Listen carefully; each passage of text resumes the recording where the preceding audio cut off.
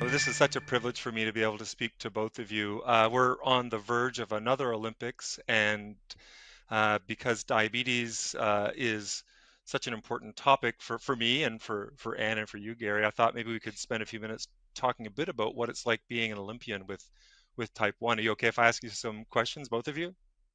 Sure. Shoot. Gary, I'll start with you. I guess you're a three-time Olympian swimmer, legendary, represented the U.S. team in Atlanta and Sydney and also in Athens. I guess it's 10 medals, correct me if I'm wrong, over those three games. It's easy to remember because I just count them out on my fingers. Now, as far as I understand your story, you were diagnosed, I think it was 1999, and that was just before the Sydney Games. Is that correct? Correct. March of '99, and I'd been traded for the Sydney Olympics, and came out of the blue, as these diagnoses often do. What's it like, to be an Olympian and then get hit with this diagnosis, this disease that maybe you didn't know all that much about, but still have in your mind that you want to compete again? Competing was not a consideration initially. I think the stages of grief, there was certainly panic. Um, in what am I going to do with my life now? It was explained to me by a diagnosing doctor and the first endocrinologist that I met with that's continuing on in the sport at a high level was not a possibility, that it was impossible. And that, so I was reeling, um, thinking it's just a matter of time before I go blind, before I lose the use of my kidneys and have my feet amputated and go impotent and a long, long list of all the complications. And I felt like just a ticking time bomb. I was went through in those stages of grief, suicide ideation, and grappled with that. What my future was, it was scary. It's scary for all people that are diagnosed with this, but this was not just how am I going to contend with insulin shots and testing my blood sugar.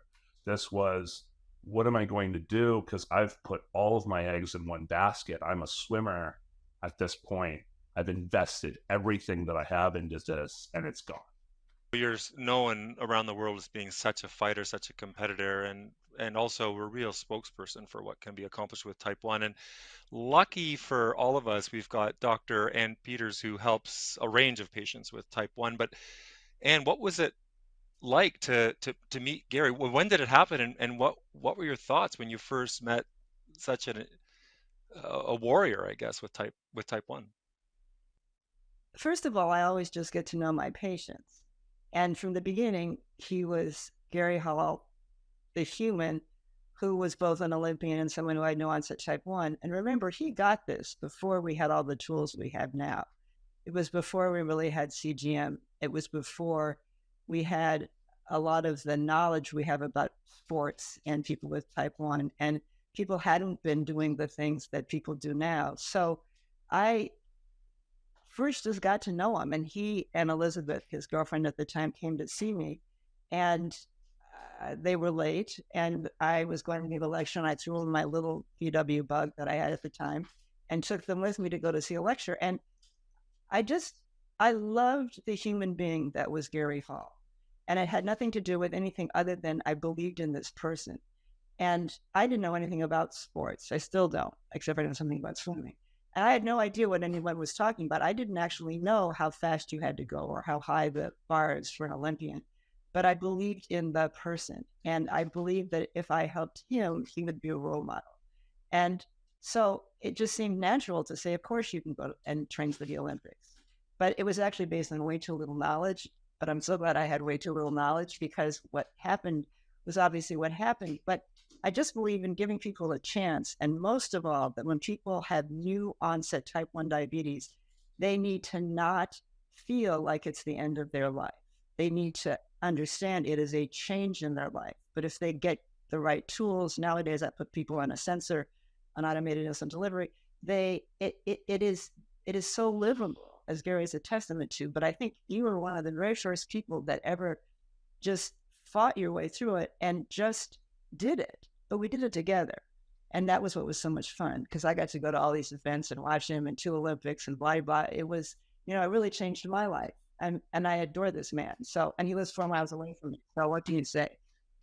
Well, I know that you've done that kind of work with other exceptional athletes with type 1, and I think we're really fortunate that the two of you worked together, particularly at the Sydney Games, to accomplish so much. Gary, can you tell us a little bit about how your mindset evolved once you, I guess, talked to Anne and others that gave you some encouragement that you might be able to tackle another Olympic Games? Like how did you make that transition from, frustration and fear to that elite level training and competition that's required for the Olympics? I credit Anne. Really, I went from a diagnosing physician that said it's impossible to Anne and her VW fetal on the I-10 telling me, yeah, let's give it a try.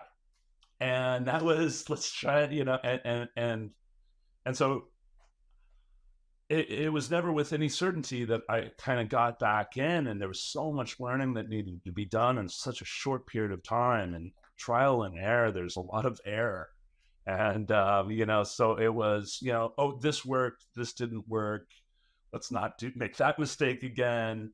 And it was a learning process that went up, to the Olympic Games. I had only really competed in 2 meets between my diagnosis, a time to qualify me for the Olympic trials, go to Olympic trials, qualify for the Olympics. And so it was really like the third time I had raced since the diagnosis. So I didn't know about the spikes and the difference between anaerobic and aerobic. I had figured it out what it meant in training and the differences there. But competition was something that was still, I was trying to figure out, even there in Sydney competing. That actually makes me think about this one lecture that Anne was giving. I was sitting in the audience, and Anne was sharing some data about, I guess it was the freestyle 50-meter swim in Sydney, where you had done some blood sugar monitoring before, and then you tied for a gold medal with your teammate from the US, and then Anne shared the data. Can you speak to this, the two of you? Because that data for me was just jaw-dropping. What happened to you? Well, I was getting spikes with the adrenaline, and it was voted Australia's greatest sporting moment, not just for Olympic history, but all sporting history of Australian sport. Yeah, was this relay and the opening night in Sydney, the 4x100 men's freestyle relay. And it came down to the anchor leg, which was the last leg of the relay. And it was myself and Ian Thorpe. And he outtouched me at the wall. My time was faster than his, but Australia won the gold medal. It is a remarkable race. And I tested my blood sugar after that, and it was, in the 400s. And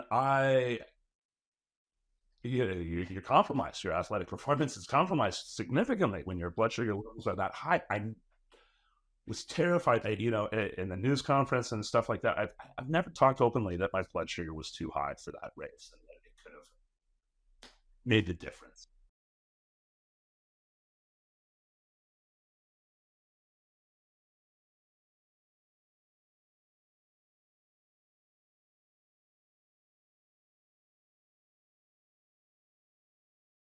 Sure. So that was for the first race for the 100-meter and the 50-meter freestyle. I was testing frequently, 20 times. It was still finger sticks at that time, and even I think NPH. I think I was on NPH at that time too, and I would shoot for about 140, 150 before the race. Testing in the ready room before being walked out to the blocks, and it would be 140, 150. My races lasted either 21 seconds or 48 seconds. And I would test after the race, and it would, I think, 388 on one of them. So it went from 150 to 388 in a span of less than 5 minutes. By the time I would get to my bag, it was sort of immediately after the race. It was the first thing I was doing was testing. And once I could, and if it was a CGM, that would be 2 arrows up. So I remember after one of the races, I gave myself 50 units of fast acting insulin to get my blood sugar back down into range. Oh, wait, I had so many things that I learned. But first of all, in the very beginning of all this, I went with Gary to those meets and I went with him to the Olympic trials. And because I was afraid, because I didn't know what would happen. And what he described when he would swim really hard was this sort of nausea, feeling out of it. And I, because we didn't have CGM, was worried that he could become hypoglycemic.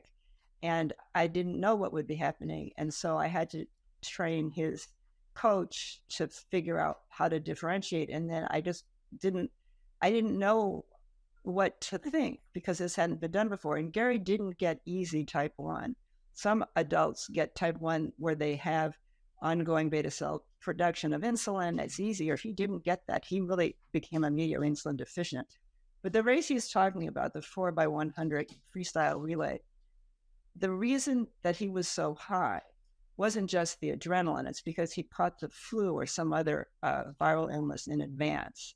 And that gave him insulin resistance. And remember, you were having trouble keeping your sugars down before that race. And I realized, and I've since seen in other athletes, that if they develop an illness or any cause for insulin resistance, and you can't normalize glucose metabolism, they end up not getting enough fuel in their working muscles. They're not storing enough glycogen.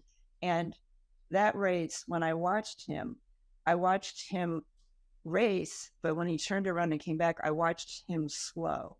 And I knew that that was because of insulin resistance. And that was the race where I said to myself, I was wrong.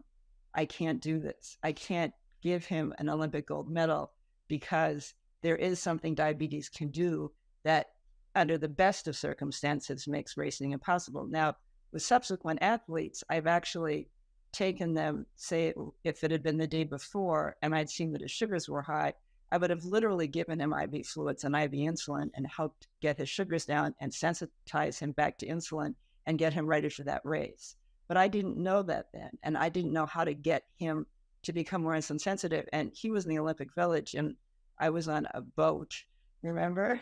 That was and I didn't have the ability to do that. But when I was taking care of Charlie Kimball, who was an IndyCar racer, and others, there was a tent in the middle of the racetrack where I could give them IV fluids and insulin. So I realized that you can't compete if you're insulin resistant. You can have your sugars go up because of stress-induced hyperglycemia, but competing with insulin resistance was really hard.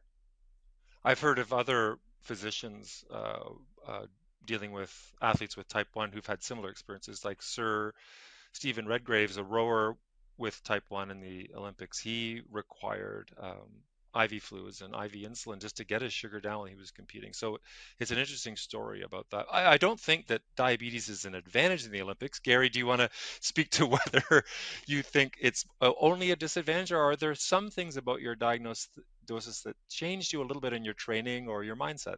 I don't like it when I hear people say that it was damage. And I had teammates, a world champion for Team USA, guy that I considered a friend, Bill Pilchuk, and he was openly, amongst peers and accusing me of cheating. That Yeah, by taking insulin, like the hormone that keeps you alive, basically. Yeah, because I was taking insulin, that I should be banned from the sport.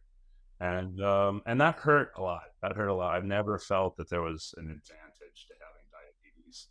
Well, there was so not an advantage, but I had to prove to the IOC that you could compete on insulin because it's a banned substance. And the way I did it is I said, he's not giving enough insulin. He's not giving extra because his A1C is 7 and because he's having these glycemic excursions. I said if he was giving extra insulin that would enhance performance, he'd have lower sugars. And they actually believed me. But you know what? You were doing nothing wrong. This is an amazing athlete, and not give you an advantage. It was the hardest thing ever. An inspiration for every young kid out there who's diagnosed. And I know, Gary, you do a lot of work and advocacy for type 1 awareness and uh, making people feel like they can accomplish their dreams, which is really something that's important to all of us. Do you want to share what you're doing right now, or any tips or tricks for those of us who would love to be in your shoes, at least for in our dreams? It's not very good at accepting compliments, and there were a lot thrown at me right there. So thank you for all that, and Mike both. We do what we can, and then this is a diabetes community, tribe of sorts, and we all serve a role and play a part. And I threw myself into patient advocacy, but it's strange because I don't know, maybe this was a different era, a different time. But when I was diagnosed, it was in the newspaper the next day on the front page there is Republic, where I was living and training at the time. So there did not patient privacy stuff. So I didn't have a choice in whether I was going to hide this or not. And so, yeah, I immediately, I mean, within 3 months of being diagnosed, I went to the very first, what was JDRS, Children's Congress in '99, and took up that torch and met other kids with diabetes, and I didn't really give it a whole lot of thought, but walking out to the starting blocks of the Olympic Games, I knew that I represented the United States of America, a tremendous honor, but I also represented all people around the world with type 1 diabetes, and it became apparent after having the initial conversation with Anne, that if I didn't let diabetes stop me, if I could even retain some level, it'd make nationals or make the Olympic trials, let alone make an Olympic team, that it had the potential of encouraging a newly diagnosed kid and making the diagnosis a little bit less scary. And that was so appealing to me. We're motivated by gold medals as swimmers, but I was able to achieve in accomplishing that and inspiring kids with diabetes so much more than any medal was worth.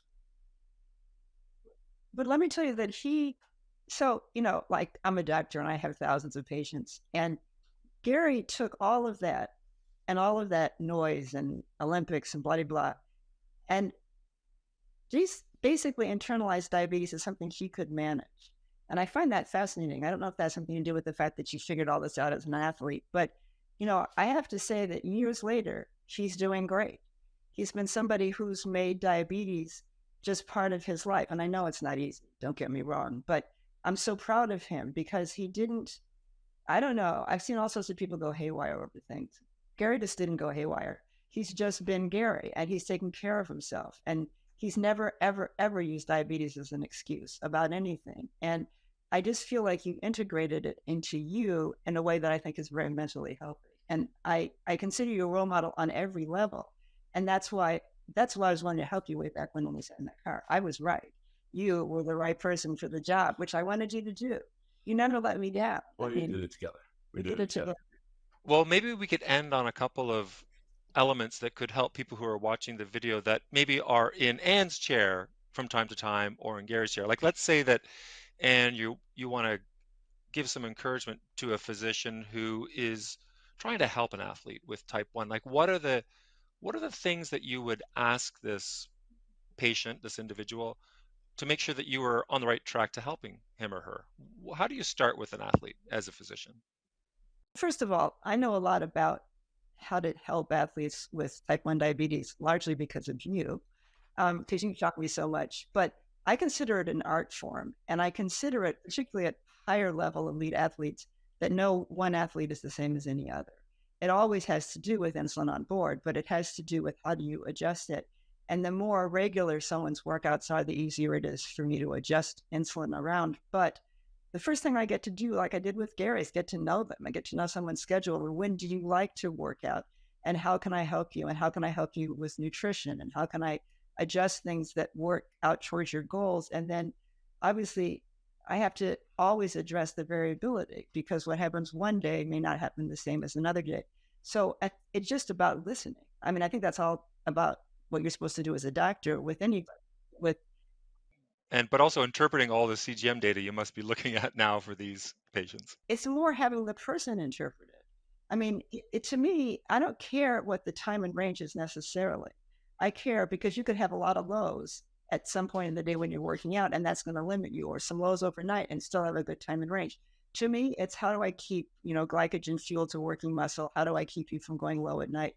How do I balance this so you can train in a way that's most effective for whatever you want to do? And then you have to change the regimen for competition. And so you have to figure out, how do I deal with competition, because sugars will go higher. So it's a lot of investment as a doctor and time, but isn't it the best thing to help someone with their goals, whatever they are? You become, I guess, part of a team. I guess in Gary's case and others who are striving for the Olympics or maybe even competing in Paris. I know there's a few Olympians actually with type 1 that are on teams. Gary, you've got a network of people to support you. You've got probably coaches, you've got dietitians, you've got all sorts of people. How do you make the best time with a physician, your endocrinologist, let's say? Like how do you prioritize their expertise? What do you say to them, or how do you encourage them to help you? It takes trust.